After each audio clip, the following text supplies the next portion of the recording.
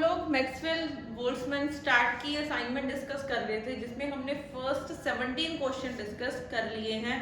तो जो भी स्टूडेंट पीजीटी है, मास्टर कैडर है, लेक्चरर है, अगर आप इसके लिए प्रिपेयर कर रहे हैं, बहुत इंपॉर्टेंट सीरीज होने वाली है ये आपके लिए, क्योंकि बहुत सारे इंपॉर्टेंट क्वेश्चन है। इतनी श्योरिटी है कि अगर ये क्वेश्चन आप कर लेते हो, इसमें से बाहर आपको क्वेश्चन देखने को नहीं मिलेंगे। तो हमारा 18 नंबर क्वेश्चन है, change in the number of particles in a system refers to a change in dash। अगर हम नंबर ऑफ पार्टिकल्स को चेंज कर देते हैं तो कौन सी चीज है जिसमें चेंज आएगा? फर्स्ट ऑप्शन है नंबर ऑफ माइक्रोस्टेट्स, सेकंड आएगा नंबर ऑफ मैक्रोस्टेट्स, उसके बाद आ जाएगा ऑक्यूपेशन नंबर, नो इफेक्ट। तो इसमें कौन सा हमारा ऑप्शन आएगा? ठीक है, तो इसमें हमारे पास देखो बिल्कुल फर्स्ट हमारे पास जैसे देखो नंबर ऑफ माइक्रोस्टेट्स की अगर हम बात करते हैं, ठीक है, नंबर ऑफ माइक्रोस्टेट्स क्या होते हैं हमारे पास? नंबर ऑफ माइक्रोस्टेट्स क्या होते हैं? Number of ways of arranging particles in different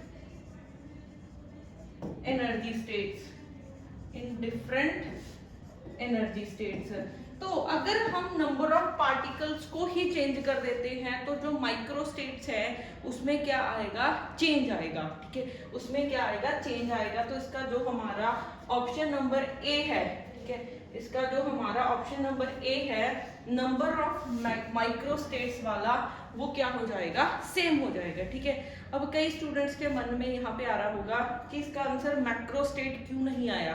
ठीक है, इसका आंसर मैक्रोस्टेट क्यों नहीं आया? क्योंकि मैक्रोस्टेट हम लोग डिसाइड करते हैं कि ठीक है 2 होंगे, 3 होंगे। तो अगर हम नंबर ऑफ पार्टिकल्स के साथ चेंजेस करते हैं, मैक्रोस्टेट तो मेरे हाथ में ही है ना कि मैंने क्या रखना है। ठीक है, मैक्रोस्टेट तो मेरे हाथ में ही है ना। मान लो मैंने आपको बोल दिया कि 2 हेड आने चाहिए, 1 हेड आना चाहिए, 0 हेड आना चाहिए, तो ये तो चीज मेरे हाथ में है ना, मैं किसको मैक्रोस्टेट बोल रही हूँ। ठीक है, तो उससे फर्क नहीं पड़ेगा। तो फर्क किसको पड़ेगा? नंबर ऑफ माइक्रोस्टेट्स को डायरेक्टली फर्क पड़ जाता है।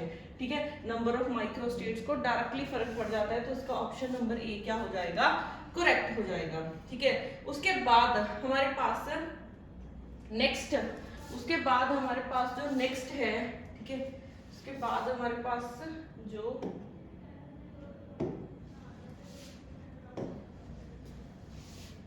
नेक्स्ट हमारे पास आ जाता है, इंट्रोपी इज एन। ठीक है, नेक्स्ट 19 नंबर क्वेश्चन है, entropy is an, option number A है, एक्सटेंसिव प्रॉपर्टी है, इंटेंसिव है, एडिटिव है, या फिर कोई भी ऑप्शन नहीं है।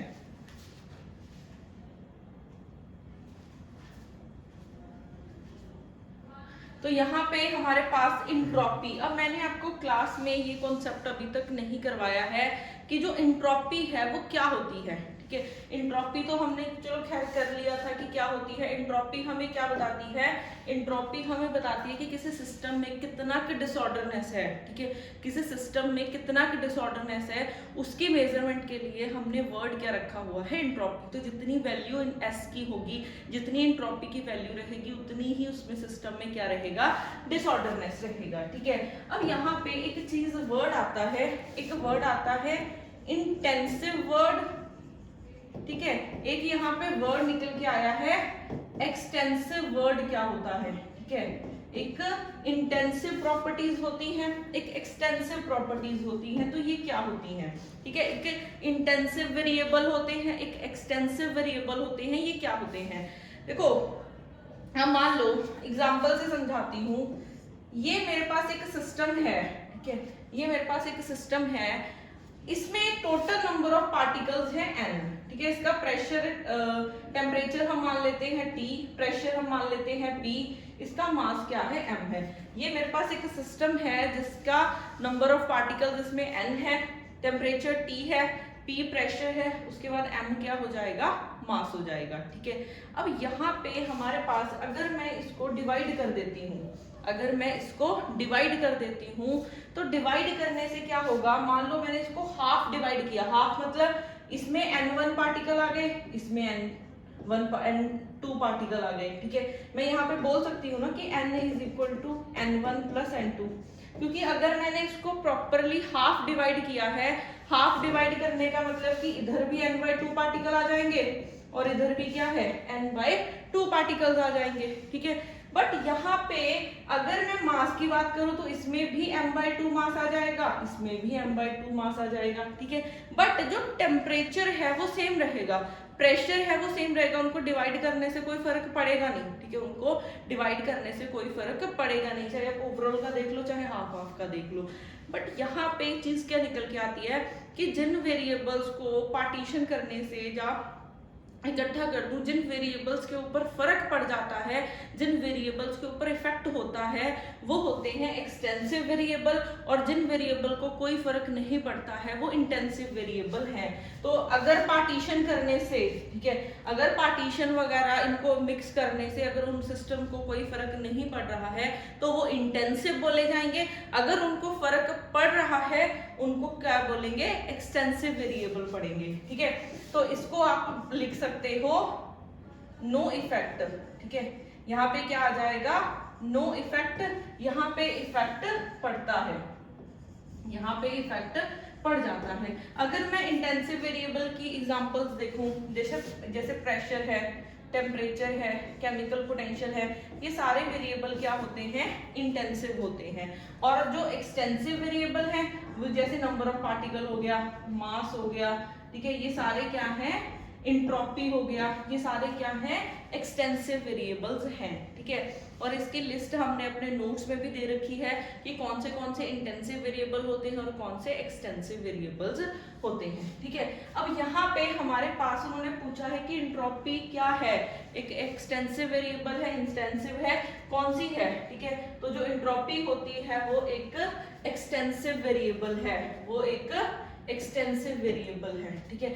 यहाँ पे इन्होंने मिस्टेक कर रखी है, इसको करेक्ट कर लेना, यहाँ पे इंटेंसिव आना था, ऑप्शन नंबर बी में इंटेंसिव वेरिएबल आना था, तो यहाँ से ऑप्शन नंबर ए हमारा क्या हो जाएगा, करेक्ट हो जाएगा, ठीक है। यहाँ से ऑप्शन नंबर ए, इंट्रोपी एक एक्सटेंसिव वेरिएबल है जिसको फर्क पड़ जाता है। अब उसके बाद नेक्स्ट देखो हमारे पास, नेक्स्ट आ जाता है हमारे पास question number 21, thermodynamic probability omega of different systems is dash for all system. तो हमारे पास क्या है, ठीक है, उन्होंने बोला है थर्मोडायनामिक प्रोबेबिलिटी ओमेगा, ठीक है, thermodynamic probability omega of different system is dash. तो यहाँ पे अब ये भी एक इम्पोर्टेंट क्वेश्चन है जो हमने अभी तक क्लास में डिस्कस नहीं किया है, ठीक है। तो इसका आंसर देखो क्या होगा, अगर हम प्रोबेबिलिटी की बात करते हैं, ठीक है, अगर हम प्रोबेबिलिटी की बात करते हैं, एग्जांपल से समझते हैं। मान लो ये एक सिस्टम है, इसमें एक कॉइन रखा हुआ है, ठीक है, एक कॉइन इसमें रखा हुआ है, इसमें जो प्रोबेबिलिटी है P1 मान लो वो 3/4 है, ठीक है, मान लो वो 3/4 है। और अगर हम इसकी देखेंगे वो प्रोबेबिलिटी क्या रहेगी, मान लो इसकी भी 3/4 है। तो अगर हमने टोटल देखनी है तो हम इसका क्या करेंगे, मल्टीप्लाई करेंगे। टोटल देखने के लिए हम क्या करते हैं, मल्टीप्लाई करते हैं, ठीक है। टोटल देखने के लिए हम क्या करते हैं, मल्टीप्लाई करते हैं, ठीक है। थर्मोडायनामिक्स में हम क्या करेंगे, मल्टीप्लाई करेंगे, ठीक है। जैसे होता है ना, जब भी और वर्ड्स आ जाता है कि ये हो या फिर ये हो, तब हमने क्या और नहीं, एंड वर्ड जब भी आ जाता है ना कि या तो ये वाली चीज हो या फिर आपकी ये वाली चीज हो, तब हम प्रोडक्ट लगाते हैं। तो जब भी प्रोबेबिलिटीज लिखनी हो, ठीक है, अगर आपने टोटल प्रोबेबिलिटी लिखनी है तो वो क्या होती है, P1 into P2 into P3 up to so on. तो ये चीज इंपॉर्टेंट है आपके लिए, ठीक है, ये वाली चीज इंपॉर्टेंट है कि जब भी थर्मोडायनामिक प्रोबेबिलिटी निकाली जाती है तब हम क्या लेते हैं, प्रोडक्ट लेके चलेंगे, ठीक है। तो टोटल फाइंड करने के लिए हम क्या लेते हैं, प्रोडक्ट लेते हैं, ठीक है। तो इसका ऑप्शन नंबर बी क्या हो जाएगा, करेक्ट हो जाएगा, ठीक है। इसका ऑप्शन नंबर बी क्या हो जाएगा, करेक्ट हो जाएगा। अब उसके बाद नेक्स्ट हमारे पास क्वेश्चन है, question number 21, entropies are in logarithmic ठीक है। इंट्रोपीज आर इन लॉगरिथमिक, तो ये एडिटिव होती हैं, ठीक है। एंट्रोपी क्या होती हैं, एडिटिव होती हैं। अब इससे क्या मतलब है, ठीक है, इससे क्या मतलब है, देखो हमारे पास सबसे पहली चीज जो इंट्रोपी है कि वो इंट्रोपी किसके इक्वल होती है, इंट्रोपी होती है KB लॉग ओमेगा, ठीक है। KB क्या होती है, लॉग ओमेगा। तो अगर आपने सिस्टम का देखना हो ना, ठीक है, अगर आपने सिस्टम का देखना हो, ठीक है, तब हमने क्या करना होता है, जब भी इनको ऐड टोटल सिस्टम के लिए हम फाइंड करना हो तो हम ऐसे करते हैं, फर्स्ट सिस्टम का प्लस सेकंड सिस्टम का प्लस थर्ड सिस्टम का प्लस फोर्थ सिस्टम का and up to so on, ठीक है।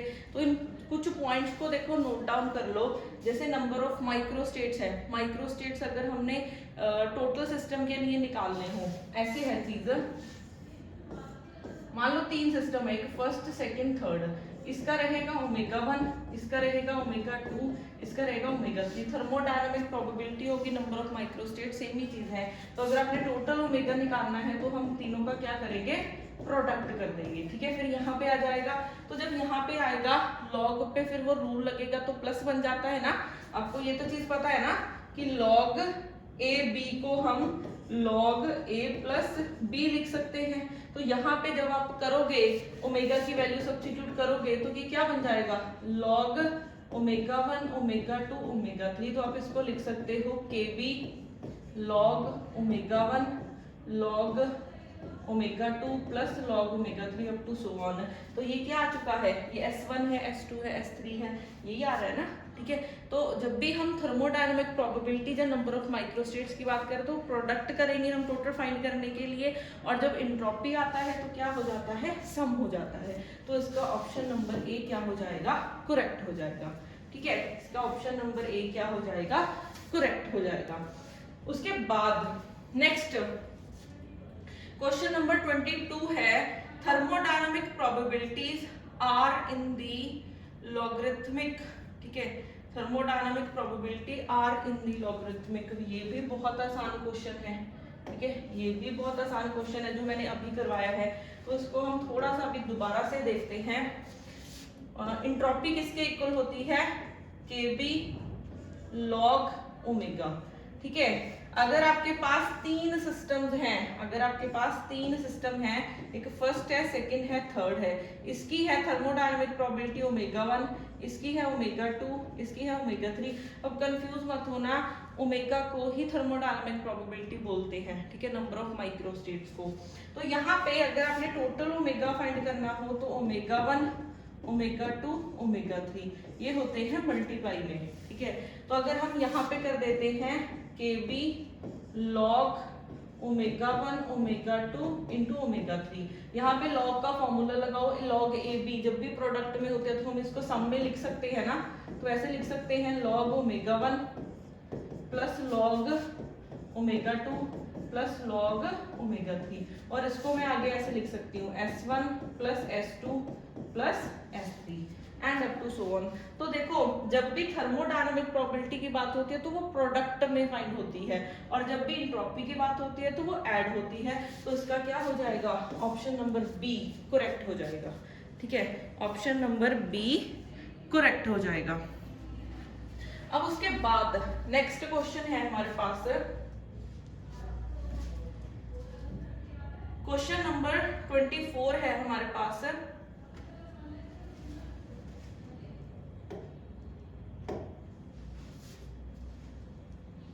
क्वेश्चन नंबर 24 क्या है, for more available energy states, for more available energy states omega becomes. तो अगर एनर्जी स्टेट्स हमारी ज्यादा होंगी, ठीक है, तो जो ओमेगा की वैल्यू है वो क्या होगी, ठीक है। जितना देखो नंबर ऑफ ओमेगा क्या है, बेसिकली नंबर ऑफ माइक्रोस्टेट्स है ना, ओमेगा क्या है, नंबर ऑफ माइक्रोस्टेट्स है, ठीक है। तो जितनी माइक्रोस्टेट्स है, चाहे आप क्लासिकल का केस देखो, चाहे फर्मियोन का, चाहे आप जिस मर्जी का केस देखो, चाहे आप क्लासिकल का केस देखो GI⁻⁹ तो जितनी ये बड़ी होंगी, जितनी एनर्जी लेवल्स ज्यादा होंगे, जितने एनर्जी लेवल्स ज्यादा होंगे उतनी तो ओमेगा की वैल्यू ज्यादा आएगी ना। तो for more available energy states omega becomes greater, तो इसका आंसर क्या हो जाएगा? Option number A. जितने जैसे जैसे नंबर ऑफ एनर्जी लेवल्स बढ़ेंगे वैसे वैसे क्या होगा, वैसे वैसे आपके यहाँ पे जो ओमेगा है, नंबर ऑफ माइक्रो स्टेट्स हैं, वो भी क्या होंगे? इंक्रीज होंगे। ठीक है, अब उसके बाद नेक्स्ट क्वेश्चन नंबर 24। ठीक है, नेक्स्ट क्वेश्चन नंबर 24 को रीड कर लो जल्दी से कि क्या है। क्वेश्चन है आपके पास, if omega is greater than 1, ठीक है, then entropy will be.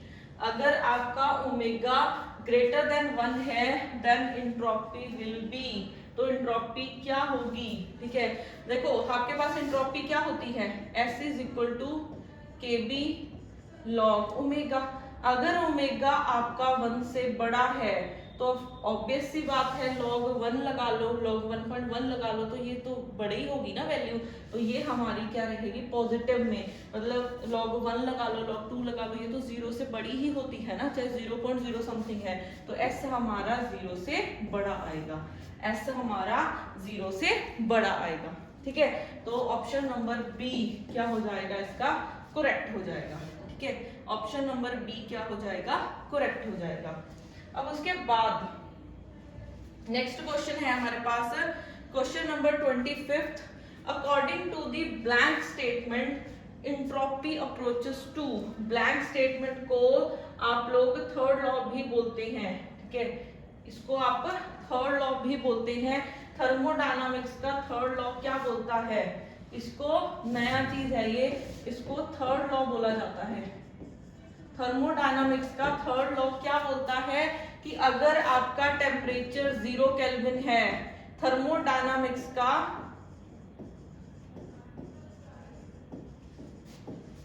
Third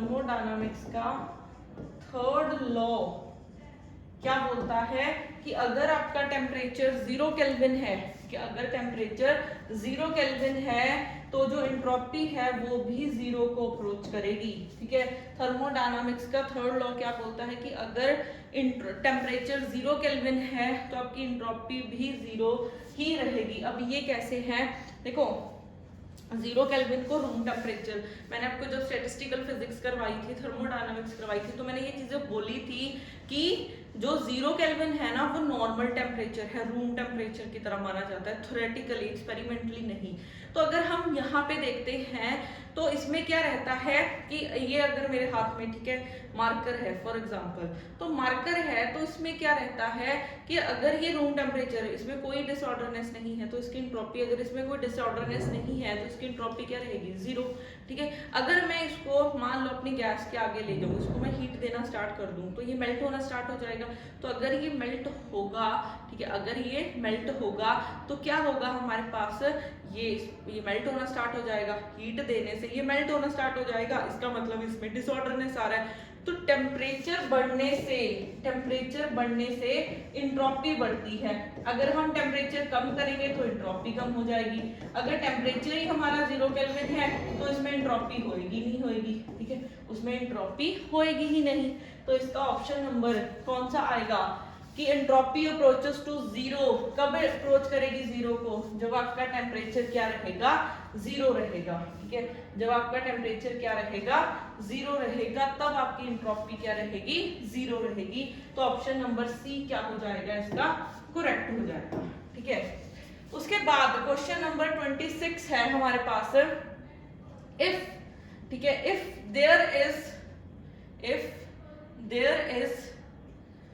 there is a reversible flow of heat into a system, then, ठीक है, if there is a reversible flow of heat into the system, the entropy will, ठीक है, तो entropy क्या होती है? Increase होती है। ये डायरेक्ट ही आप याद रख सकते हो कि अगर रिवर्सिबल फ्लो होता है हीट का, ठीक है, अब ये कैसे है?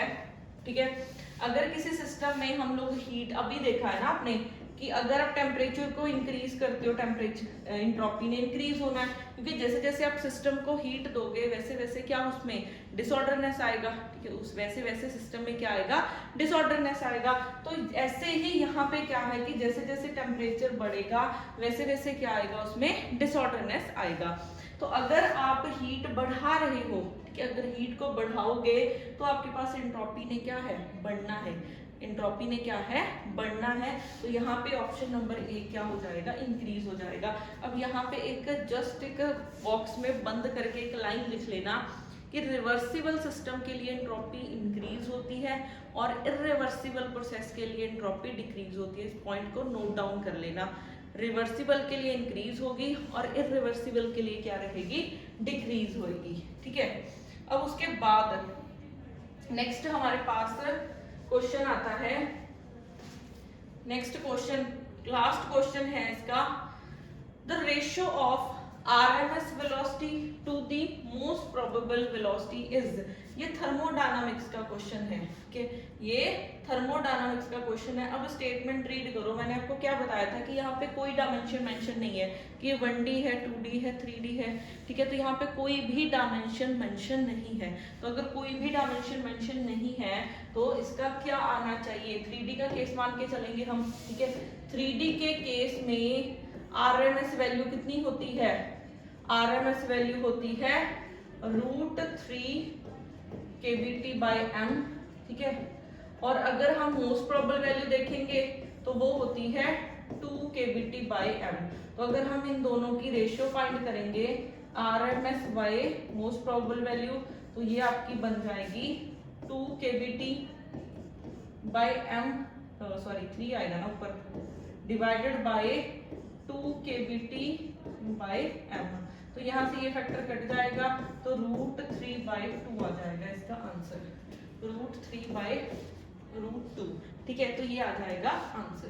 तो ऐसे हमारी मैक्सवेल बोल्ट्जमैन वाली असाइनमेंट क्या हो जाती है, कंप्लीट हो जाती है। बट उससे पहले एक चीज है जो आपको पता होनी चाहिए, ये आगे के क्वेश्चंस में बहुत यूज होएगी, वो मैं थोड़ा सा एक चीज बता देती हूँ, ठीक है, मैं थोड़ी सी एक चीज बता देती हूँ। जैसे हमने एक फर्मी डिस्ट्रीब्यूशन फंक्शन किया हुआ है, ठीक है, हमने फर्मी डिस्ट्रीब्यूशन फंक्शन किया हुआ है। फर्मी डिस्ट्रीब्यूशन फंक्शन क्या होता है, f of e is equal to 1 by e raised to power e minus ef by kBT plus a, ठीक है। और a की वैल्यू होती है 1, ठीक है, a की वैल्यू होती है 1 फर्मियंस के लिए, और a की वैल्यू होती है 0 क्लासिकल के लिए, और a की वैल्यू होती है -1 किसके लिए, बोसोन्स के लिए, ठीक है। तो यहाँ पे अगर मैं a = 1 की बात करती हूँ, मतलब फर्मियंस की बात करूंगी, तो ये फंक्शन आपका ये बन जाएगा e raised to power e minus ef by kBT plus 1, ठीक है। और अगर मैं बात करूंगी a को 0 कर देती हूँ तो ये फंक्शन ऐसे बन जाता है e raised to power e minus ef by kBT, ठीक है, प्लस 0 हो जाएगा। अगर a की वैल्यू मैं -1 रखती हूँ तो f of e किसके इक्वल होगा, 1 by e raised to power e minus ef by kBT, यहाँ पे हो जाएगा -1, ठीक है। अब एक पेपर में क्वेश्चन आएगा, ये आपको अभी जो कल असाइनमेंट सॉल्व करेंगे उसमें बहुत यूज होगा। उसमें क्या आता है कि जो ग्राफ बना होता है एक e और इधर e/kBT और f of e के बीच में, ठीक है, ये आपने देखना होता है कि ये जो f of e की वैल्यू है वो किसके लिए ज्यादा आएगी, किसके लिए कम आएगी और किसके लिए सबसे कम आएगी। तो अगर आप इन तीन चीजों को देखोगे, ठीक है, जिसका डिनोमिनेटर सबसे कम होगा उसके लिए वैल्यू सबसे ज्यादा आएगी। तो सबसे ज्यादा वैल्यू आती है बोसोन्स के लिए, ठीक है, फिर आती है मैक्सवेल के लिए और फिर आती है फर्मियंस के लिए। ये चीज नोट डाउन कर लेना, कॉपीज पे स्टार बना के लिख लेना, बहुत इंपॉर्टेंट पॉइंट है, ठीक है। जिसका डिनोमिनेटर सबसे कम है, इसमें -1 हो रहा है तो उसका डिनोमिनेटर सबसे कम आएगा, इसका डिनोमिनेटर सबसे कम है तो f of e की वैल्यू सबसे ज्यादा आएगी, ठीक है। ये f of e का ऑर्डर बताया है आपको। फिर उसके बाद इसका आएगा, फिर उसके बाद इसका डिनोमिनेटर बढ़ गया तो एफ ऑफ ई की वैल्यू ने क्या हो जाना है, कम हो जाना है। तो ये एक बहुत इंपॉर्टेंट पॉइंट है जो आपको पता होना चाहिए। इसी के बेस पे कल हम लोग न्यूमेरिकल्स करेंगे, ठीक है। तो आज के लेक्चर में हमने मैक्सवेल बोल्ट्जमैन वाले प्रैक्टिस शीट कंप्लीट की है। नेक्स्ट लेक्चर में हम लोग बोस-आइंस्टाइन देखेंगे, फिर उससे नेक्स्ट लेक्चर में हम लोग फर्मी वाला देखेंगे। और अभी हमने गेट के सारे क्वेश्चन अभी 1 बाय 1 हम डिस्कस करते हैं। तो मिलते हैं नेक्स्ट क्लास में।